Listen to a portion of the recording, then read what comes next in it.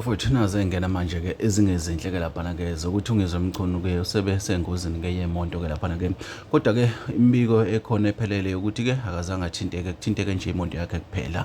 Lesehlakalo sehle khona namhlanje ntambama. Bafowethu, ngicela ukunibingelela la kwisiqiniseko esemedia. Baqala ukusijoyina kuleli khasi, ngicela wenze ulungisa-ke bagcinizele button ka-subscribe, baphinde belike lama video-ke enginenzela wona. Bafowethu-ke siyazi mesikhuluma ngongizwe emchunu-ke sikhuluma ngensizwa-ke esemlandweni omkhulu. Sikhuluma ngensizwa elwela izwe lethu-ke laphana-ke njengoba-ke siyibone ihambisana-ke nophakela umsakathi-ke kanjalo-ke nomama uJacinta Zuma Mangobese-ke laphana-ke.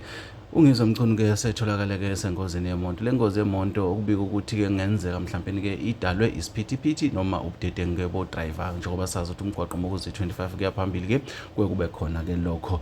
Kodwa-ke ungizwe ngokwakhe akukho-ke yena asakushilo-ke noma-ke asakuvezile-ke ukuthi-ke yini imbangela-ke yale ngozi. Kodwa-ke lesimo siyisona ngampela futhi siyiqiniso, kodwa-ke into ilimalile-ke kube yiyona imoto kaNgizwe Mchunu-ke. Abantu abaningi-ke bamfisele okuhle, kodwa njengoba sibona ney'teti-ke zakhe-ke uJune-ke zisondela-ke laphana-ke ukuthi-ke sengazuthi-ke ukubi kungafiki kumacingwane, njengoba-ke bengabantu abakhuthalele izwe kangaka. Kusho mina, kusho abantu, kodwa kuyiqiniso ukuthi-ke ube sengozini yemonto. Bafowethu, asidibane kwezinye.